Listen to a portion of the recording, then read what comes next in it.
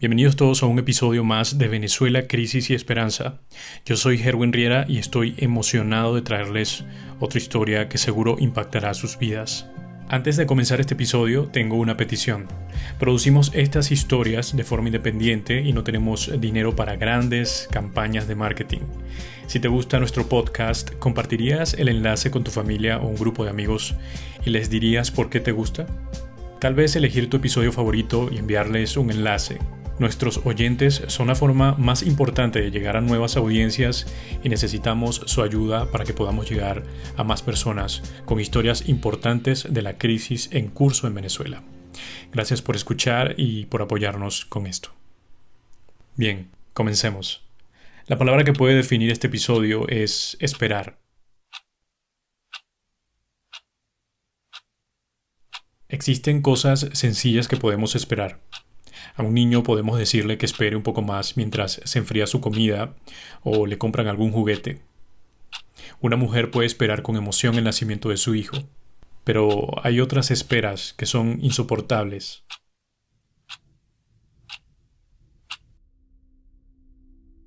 El 16 de mayo de 2019, Yamilet, una emigrante venezolana en Trinidad y Tobago, prepara todo para la llegada de su familia en un viaje que hacen por el mar hacia la isla. Amor, estamos saliendo, ya salimos, ya estamos saliendo, estamos montados en el bote. Voy a guardar el teléfono, lo voy a apagar porque se va a descargar. Para cuando llegue allá, yo te llamo, me dijo. Le dice su esposo. Yamile preparó un pastel. Cuando lo hacía pensaba en sus nietos, quienes estaban en camino. No tenía horno, así que usó las hornillas de su cocina. Buscó la forma hasta que lo logró. Estaba emocionada. Están pendientes a las 6 de la tarde que Morocho, que es el papá de los niños, estén allá con el taxi, porque tú sabes que tenemos que estar allá para sacarlo rápido del puerto, ¿verdad? Le repite su esposo. El hijo de Yamilet, o sea, el padre de sus nietos, estaba en el puerto de Chaguarama, en territorio de la isla Trinidad y Tobago, a las 6 esperando como se le había indicado. Se supone a las 8:30, yo cada momento llamaba, preguntaba y me decía, no mami, estamos aquí, que ya vienen. Entonces cuando él estaba allá, ya eran creo que las 11 de la noche, no sé. Se supone que ellos iban hasta las 8, máximo a las 8 allí. Él empezó a desesperarse, se quedó ahí hasta casi la 1, las 12 de la noche. Y no llegaron. No durmieron nada aquel día, y temprano volvieron al puerto. Pero no había respuesta del bote. Cuando llegó mi hijo, que me dijo, mami, no han llegado,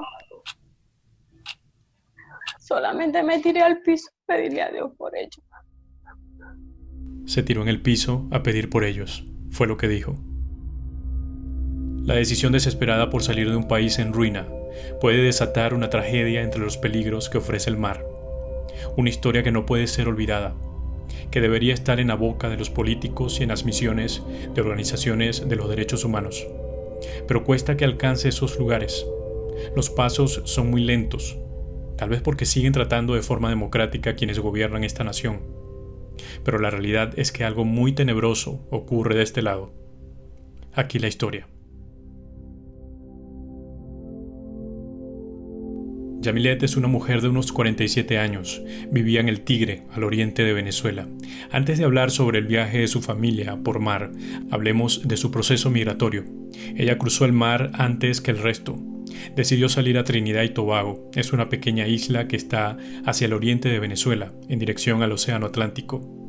En el mapa podemos ver que hay una serie de islas caribeñas cerca de Venezuela, como Granada o las Granadinas. Bueno, Trinidad y Tobago es la que más cerca está de Venezuela. Incluso esta isla forma un golfo con el estado Sucre de Venezuela, muy importante para las relaciones comerciales entre ambos países. Bueno, mira, en realidad mi esposo se vino primero, ¿verdad? Y la situación se estaba haciendo como quien dice insostenible. Yo veía que por más que sea que él estaba aquí, las cosas no alcanzaban. Y bueno, tú sabes que tampoco es bueno que una pareja esté uno por allá y otro por acá. Es decir, el esposo de Yamilet había sido el primero en emigrar a la isla. Yamilet tiene 4 hijos. Su esposo ha sido el padrastro, un hombre que alcanzó el cariño de los mismos.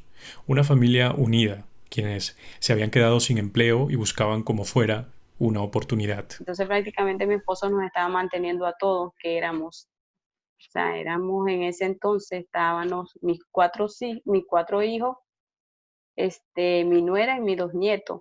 Mi hija siempre ha trabajado, gracias a Dios. Así que decidió acompañar a su esposo en Trinidad y Tobago. Yo quería venirme a ayudarlo para trabajar, para los dos, tú sabes, echar para adelante a los muchachos. Y comenzó su viaje.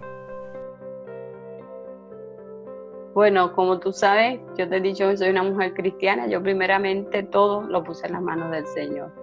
Primero mi esposo hizo sus contactos allí porque conoce ahí en Guirián algunas personas que tienen bote. Él hizo contacto. Guiria es un pueblo costeño en Venezuela, retirado de las grandes ciudades. Para entender mucho más el trayecto en el que se centra esta historia, es decir, el viaje de Yamilet y de su familia, contactamos a Isidro, un hombre que vive en la zona donde salen todos los barcos hacia diferentes islas cercanas a Venezuela. Lo que te puedo decir, bueno, yo soy Isidro Villegas, soy capitán costanero de la Marina Mercante, soy abogado de la República Bolivariana de Venezuela y en la parte marítima tengo ya aproximadamente 30 años de experiencia. Capitán costanero de la Marina Mercante es una autoridad de la flota de barcos usados para el comercio. Este pueblo está, nosotros casi siempre decimos que es lo último de Venezuela porque es bien lejos, muy lejos de las principales ciudades del país. Había mucha actividad petrolera en los gobiernos anteriores y en este también. Y por tradición siempre ha habido contacto con Trinidad y Tobago. De hecho, la isla y Venezuela tienen una rica historia de migración. Guiria, desde allí en el puerto pesquero, donde salen las embarcaciones, el sector de donde salen esos botes le dicen la playita. Los botes que usan son pesqueros. Nosotros le decimos botes peñeros, normalmente, porque son hechos por carpinteros a la ribera. Son alargados, con un extremo puntiagudo y otro un poco cuadrado, donde va el motor. Anteriormente era un puerto buenísimo en cuanto a la pesca y la actividad con las islas del Caribe. Pero es un pueblo que se mantiene, antes se mantenía la pesca, ahorita no hay ni trabajo petrolero, que fue lo que desplazó la pesca. Guiria es un pueblo alegre, de rumbas en las calles. Sus carnavales son el orgullo junto al calipso, que te contagia de alegría y hace que tus piernas se muevan solas.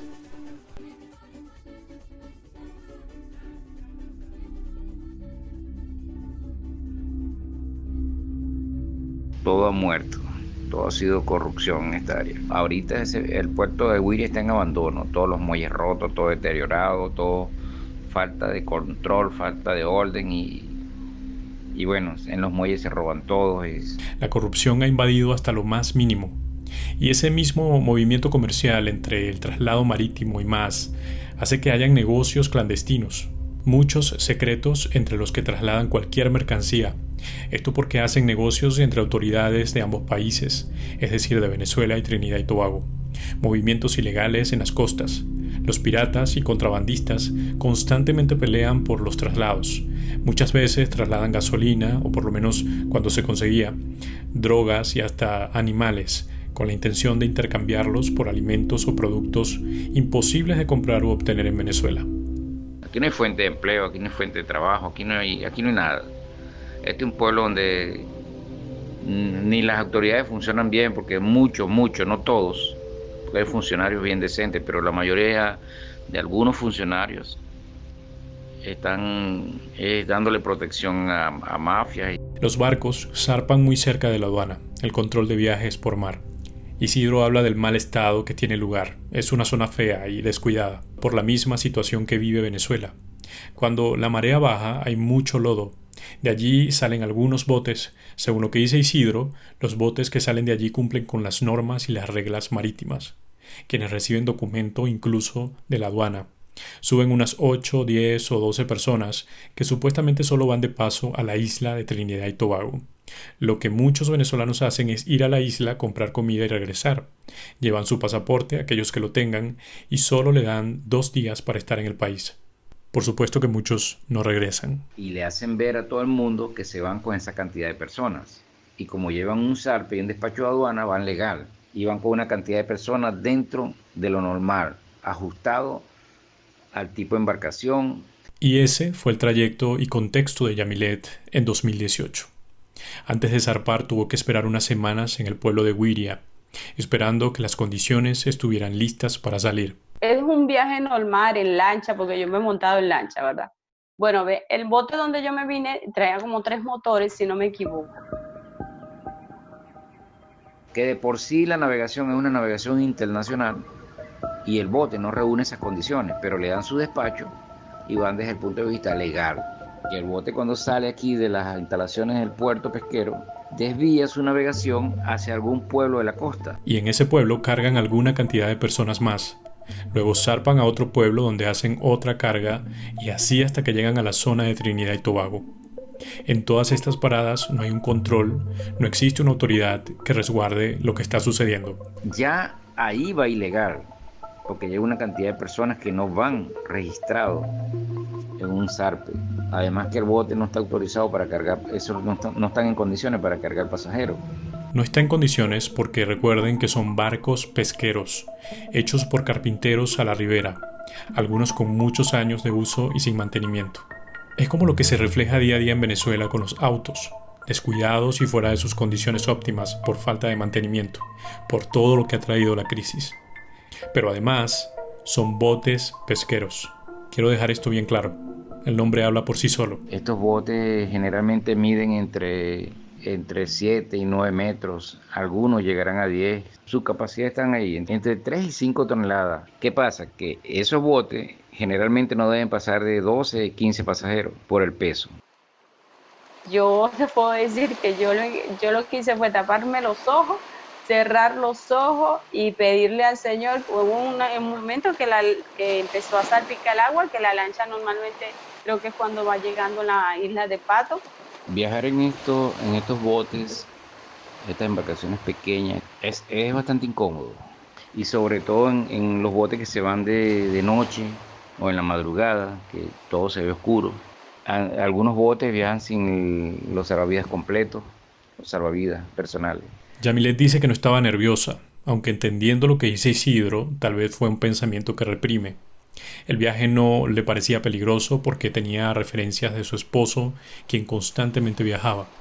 Lo que hacía era refugiarse en la fe para estar tranquila. El que no sabe de nada se monta en la embarcación y quizá va muy asustado, muy nervioso y no dice nada. Y quizá todo le parezca normal. Pero el que conoce un poco sabe que la cosa es bastante riesgosa. Como quien dice, empieza como a brincar, ¿verdad? Y a salpicarte el agua. Si no hay tiempo malo, ahí no hay ningún problema. Yo ahí me tapé mi cara de nuevo y le pregunté a muchacho cuánto nos falta. Me dijo como una media hora, 20 minutos creo que me dijo él. En lo que yo me tapé la cara, ya estábamos casi, que sentí que se paró de nuevo la lancha, ya estábamos en Trinidad, en aguas de Trinidad. Y comenzó así entonces su nueva vida. En un país que no hablan su mismo idioma, hablan el inglés, por consecuencia de la conquista inglesa. Más de 4 millones de venezolanos, migrantes y refugiados salieron del país por la crisis, un 10% de la población. De eso se estima que unos 40.000 huyeron a Trinidad. Y aunque su economía no es la mejor, para los venezolanos es otra oportunidad para crecer. Yamilet dice que hasta ahora entiende mucho más el idioma, pero no puede hablarlo. Su esposo ya tenía un tiempo en la isla trabajando. Con el tiempo se establecieron hasta que llegó el momento de decidir por el resto de su familia, los que aún estaban en Venezuela. ¿Qué hacer con ellos? ¿Seguir enviando dinero para que se les vaya en un santiamén? Ver cómo el futuro de sus nietos básicamente se resumía en ser policía o delincuentes, que entre algunos no hay mucha diferencia. Y la opción más sensata parecía la de estar juntos y comenzar en un país que aún con sus problemas podía ofrecerles un futuro. Pero las cosas no salieron como nosotros esperábamos. De verdad yo no pensé que había ningún riesgo, mijo. Es entonces cuando esta familia comienza a hacer los planes para trasladar al resto, es decir, al hermano de Yamilet, a su hija, su nuera y sus 2 nietos, junto a su esposo que fue a buscarlos. Yamilet y 2 de sus hijos ya estaban en Trinidad. El viaje ocurrió el 16 de mayo del 2019. La verdad, nosotros no teníamos en planes de traérnoslos a ellos para acá. Primero nos traímos el papá del bebé, de los niños, porque mi nuera estaba embarazada y bueno, para ayudarlo. Es decir, ellos sí querían llevarse a su familia, pero de forma legal. La intención era esperar en Venezuela hasta que los niños y el resto tuviera el pasaporte para llegar de manera legal. El detalle es que mi esposo se fue cuando llegó mi hijo. Mi esposo fue a llevar una mercancía también que él le habían encargado allá, unas cosas que iba a llevar para allá. Entonces, en ese tiempo anunció el ministro el registro que le iba a dar a la gente. Estaban registrando a la gente sin pasaporte, sin nada. En vista de los problemas que hay con el pasaporte y también que el gobierno de Trinidad y Tobago estaba por entregar unos permisos especiales a venezolanos, aprovecharon que el esposo de Yamile estaba en Venezuela y decidieron trasladar a su familia.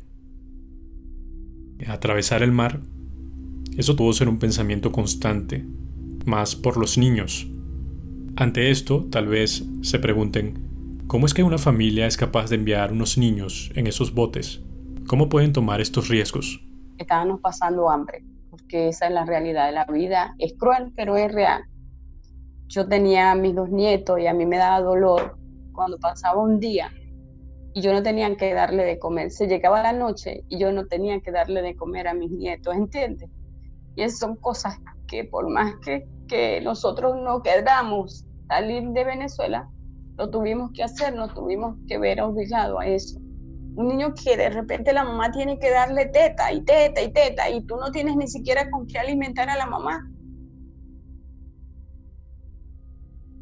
El hambre, la miseria, la desesperación, todo parece unirse en medio de esta huida. Una huida que actúa como un juez para una nación que agoniza. La realidad es que Venezuela ha perdido mucho estos años. Una nación es un conjunto de personas que comparten vínculos históricos. Pero basta ver la desgracia de la educación venezolana para preocuparse en pensar que los niños, antes de aprender nuestra historia, aprenden bajo la premisa de aquí se salva quien pueda. Una nación comparte mismas culturas y religiones, pero ahora no hay tiempo de pensar en nuestra cultura. Solo necesitamos gasolina, comida, agua, luz. Una nación tiene conciencia de pertenecer a un mismo pueblo y comunidad. Pero el resentimiento sembrado los últimos 30 años han marcado profundamente nuestras lealtades y convicciones. Hay grandes motivos para salir desesperadamente de ese lugar. Nuevamente, el pueblo de Huiria era el epicentro de esta familia. Desde el Tigre, en el estado Anzoátegui, Venezuela, a Huiria son unas 8 horas de viaje. Es un aproximado en el tiempo que tardó la familia en llegar al pueblo. Allí se quedaron en un hotel barato mientras esperaban razón de un hombre llamado Juan Vegas, un hombre que anteriormente había trasladado parte de la familia del esposo de Yamilet, así que confiaban en él. De hecho, él fue el que vino a buscar el dinero. Nosotros conseguimos, mis hijos cobraron su quincena, yo lo que tenía, ¿no? le recogimos, completamos $500. Pasó por aquí, pasó buscando el dinero, pero él nunca nos dijo que no tenía bote, que él lo que era como un intermediario, no sé. O sea, conseguía a los pasajeros, cobraba el dinero y luego negociaba con los capitanes para el alquiler del bote. A último momento dijeron que el bote en el que se iban a trasladar estaba dañado y que iban a tomar otro donde estaba un capitán llamado Alberto Abreu. Es importante que tomen en cuenta este último nombre. Alberto Abreu. Y esperaron casi, que esperaron, ¿oíste? Esperaron bastante. Todos los días que mañana. Así que después de unos días, subieron al bote los 2 nietos de Yamilet, su nuera embarazada, su hija, su hermano y su esposo. Tenía más o menos 8 personas, incluyendo la tripulación. O sea que en realidad eran 5 pasajeros. El bote salió, como te conté anteriormente, salió del puerto, salió bien y se desvió hacia la salina. Cargó una cantidad de personas, después de ahí salió para otro sitio y volvió a cargar hasta que completó 34 personas. Todos esos nombres que ha dicho Isidro a lo largo de esta historia son playas cercanas a Huiria, Cuando buscamos en el mapa el pueblo de Wiria, hay una línea en dirección a Trinidad y Tobago hacia el Océano Atlántico que muestra diferentes lugares por toda la costa donde el bote se detiene para subir a más personas. Si fueron 34 personas y asumimos los peligros que ya hemos escuchado, entonces tenemos el primer gran problema para esta familia. Mi angustia normal, como cuando se vinieron mis hijos, como cuando me vine yo, confiando en Dios, ¿entiendes? Orándole al Señor toda la noche. El último contacto que yo tuve con mi esposo fue a las 4 de la tarde. El viaje tardaba entre 2 o 3 horas. Del lugar donde vive Yamilet al puerto donde iban a recibir a su familia era 1 hora.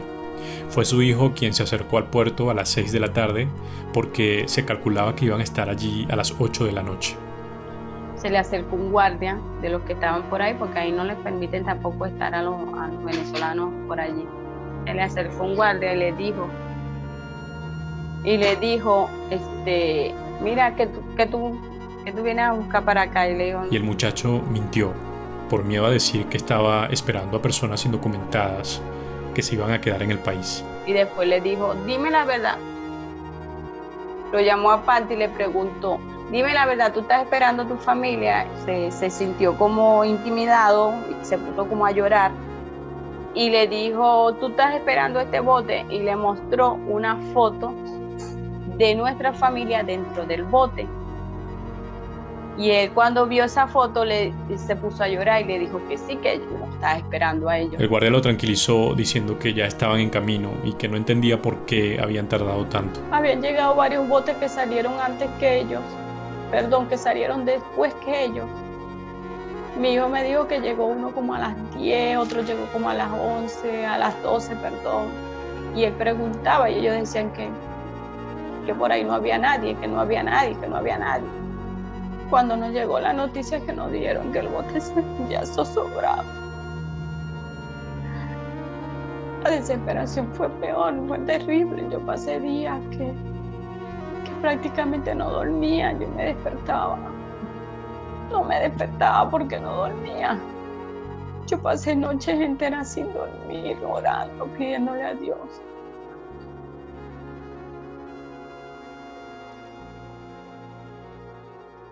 Al día siguiente que empezó a correrse un comentario que el bote estaba accidentado con un motor malo en Cariaquito. Bueno, se corrió esa información que el bote está accidentado en Cariaquito, que no se preocuparan, que todo está bien, que todo está chévere, que está en Cariaquito y a reparar el motor van a salir. Aparentemente parece que era mentira, todo era mentira. Isidro dice que todo era mentira porque no había coherencia en todo el relato que contaban unos hombres que según vieron el bote varado. El bote simplemente desapareció y se puede pensar en un naufragio. Isidro habla de la cantidad de agua que puede entrar en un bote cuando el mar está picado, salpica mucha agua y el bote se llena. Para esto hay un tapón el cual es quitado para que en la inclinación del bote el agua corra y salga. Ese tapón se lo sacan precisamente cuando el bote va desplazando, pero ¿qué pasa? Cuando bajan de velocidad, el bote baja la proa, la parte delantera, y el agua que está en el bote se mantiene adentro, más la que va a entrar por la parte donde no está el tapón, porque se lo sacaron, por allí vuelve a entrar agua y el bote se inunda. Y la gente por lo general no está pendiente de esto porque no entiende. Imaginen ese momento. La nuera de Yamilet sujetando a sus hijos para que no caigan al mar. Las personas, una al lado de la otra, sin protección. Algunos con salvavidas, otros no. Sostenidas de la madera que forman el barco y tal vez gritando por miedo a ahogarse. Porque cuando ven el bote lleno de agua es cuando comienza la desesperación. Generalmente ellos van desde aquí de Wiria, van costero, van cerca de la costa. El peligro ocurre cuando ya llegan a la Boca del Dragón. Esa es la zona más peligrosa y más riesgosa que atraviesan los botes. Bocas de Dragón es una zona que está justo en medio de Venezuela y Trinidad. Es el límite fronterizo. Entre los dos países forman un espacio que se llama Golfo de Paria. Ese golfo tiene una entrada y una salida, o dos aberturas a nivel superior e inferior. En la abertura, que está hacia el Océano Atlántico, es peligroso por el movimiento del mar para los botes que se dirigen a la isla. Además que es una zona de nadie. Y allí es donde se desaparecen las personas. Allí es donde los botes naufragan ahí donde pasan todas las calamidades.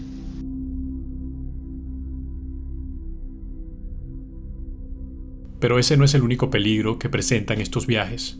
Las mafias están por todas partes. Entre el pueblo de Güiria es bien sabido lo que ocurre con muchos botes. Se habla de tráfico de personas, de droga, de trata de blancas, prostitución y más. La gente comenzó a pensar en esta opción por los resultados de la búsqueda. Y ellos empezaron a hacer la búsqueda, la guardia costera, luego la gente, las autoridades medio buscaron y ya ellos supuestamente por falta de combustible, no sé, o por problemas que tenían sus aparatos para buscar. Los familiares de las personas que iban en esta embarcación se acercaron a las autoridades de Venezuela para encontrar una respuesta, pero según lo que cuenta Isidro, siempre tienen una excusa. Hasta que pasaron los días y fue cuando llegó la ayuda desde Caracas. Igualmente no encontraron nada, y desde la fiscalía colocaron sistemas de búsqueda que nunca estuvieron en el lugar. Así que el mismo Isidro emprendió una búsqueda junto a los pescadores del lugar.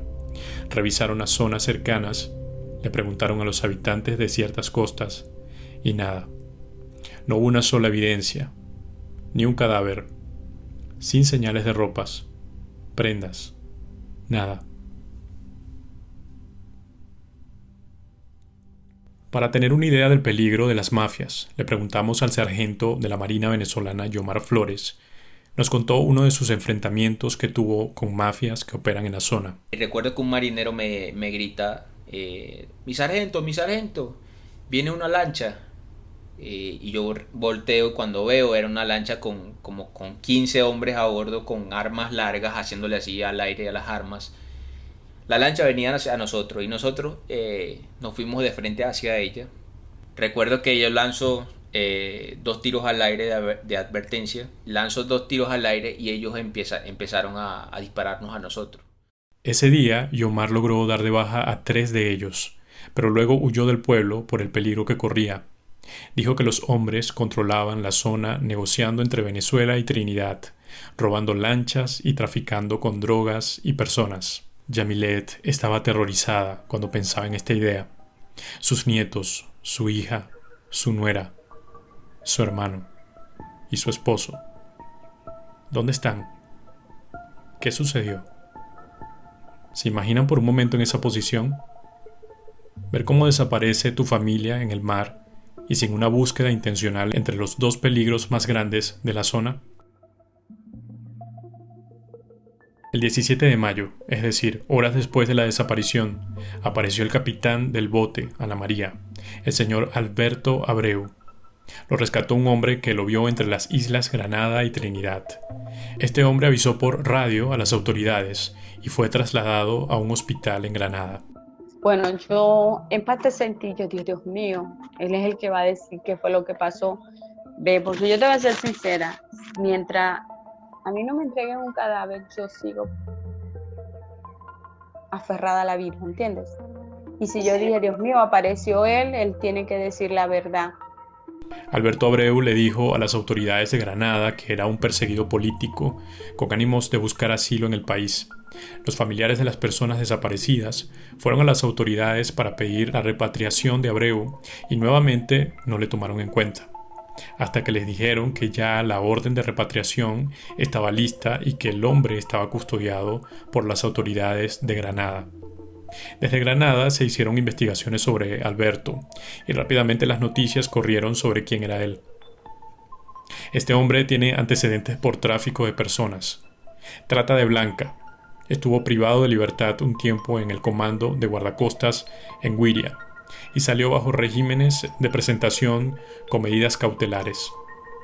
Y como era de esperarse, huyó del hospital en Granada y hoy no hay rastros de él. Aparentemente sí navegó hacia Trinidad y pasando ya, rebasando la isla de Chacachacare, por allí lo interceptaron. Es la información que tengo contada por el hermano de Alberto Abreu, contada, él mismo me la contó a mí. Es una cosa que no he revelado a nadie, pero te la estoy diciendo a ti.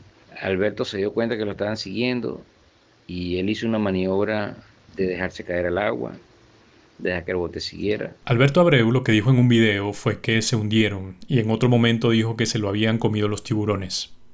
Su versión también tenía incoherencia.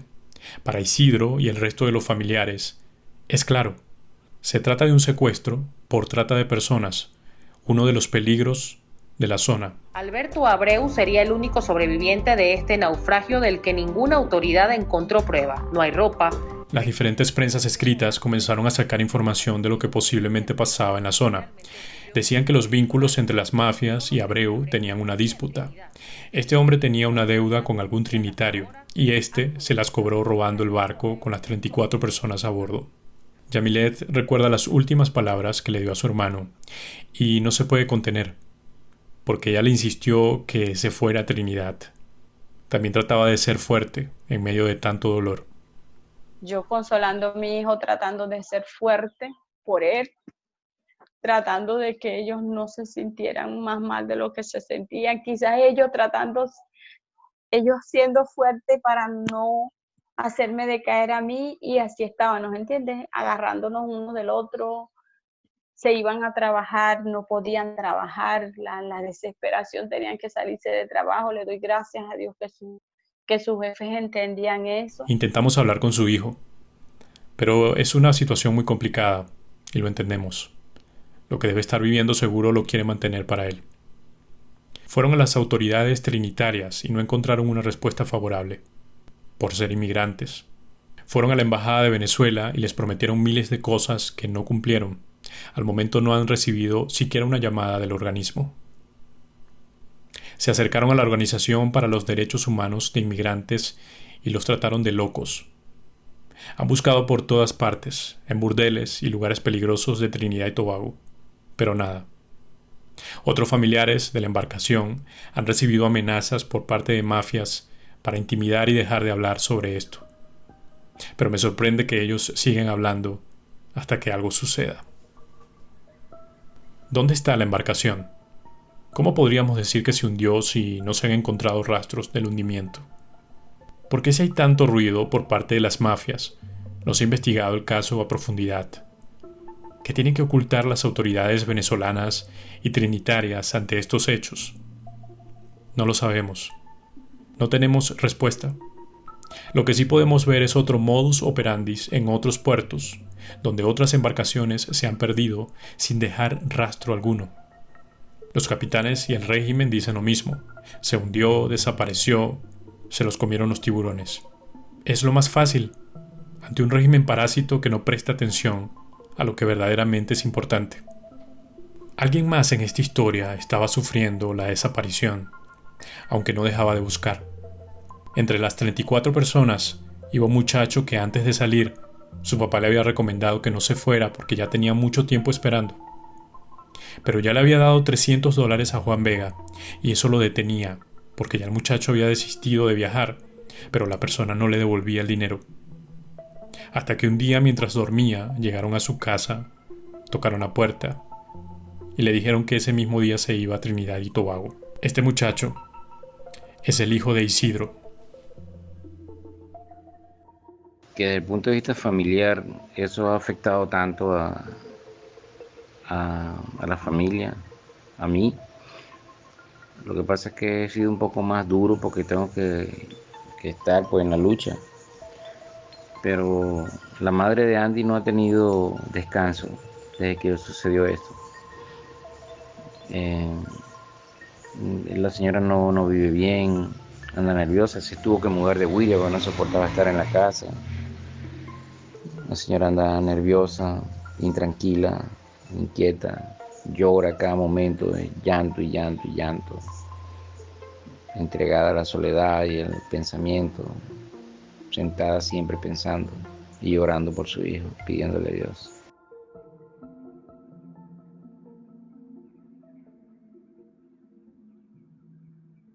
¿Te has acercado después de un año al mar? Ay, mira, ve, yo te voy a ser sincera, no, yo fui con mi hijo el otro día, el tercer día creo fui, y he pensado, ellos me han dicho para ir para la playa y te puedo asegurar que yo he pensado tener que pisar la orilla de la playa porque creo que no lo voy a soportar. Va a ser terrible.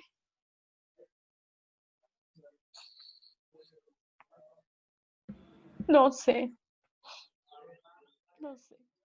¿Qué más evidencias necesita el hemisferio para entender lo que hoy enfrentamos?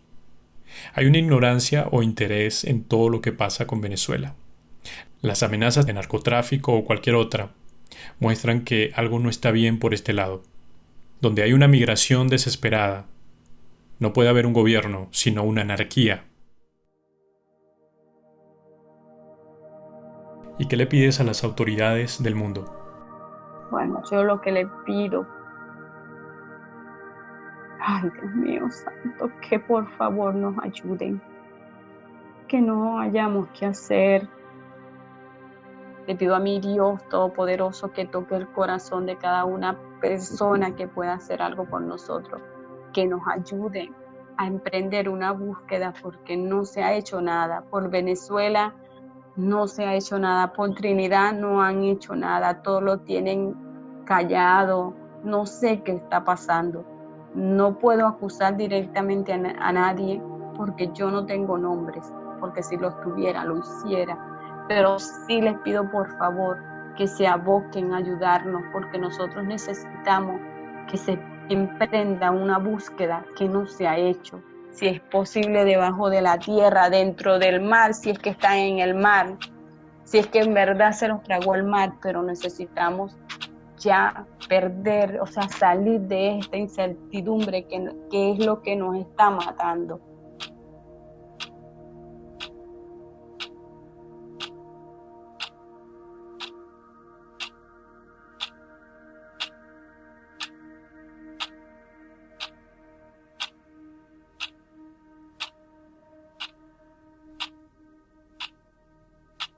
Esto es solo una historia de muchas, pero cada familia hoy sufre la incertidumbre por no saber dónde están sus seres queridos. Ellos se han unido, las 3 embarcaciones que hasta el momento se han perdido en Venezuela, de la misma forma. A todas estas familias, estamos seguros que encontrarán una respuesta. Toda esta lucha los guiará a la verdad.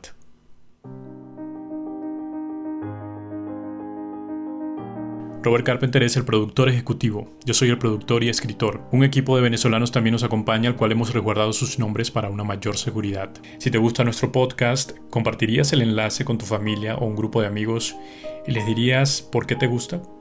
Tal vez elegir algún episodio favorito y enviarles un enlace. Puedes ubicarnos en nuestra página www.conesperanza.org, conesperanza.org. También estamos en las plataformas de audio como Spotify, iBooks, Google Podcast, Apple Podcast y en todas las que quieras. Yo soy Herwin Riera, un inmigrante venezolano que cuenta las historias de Venezuela, Crisis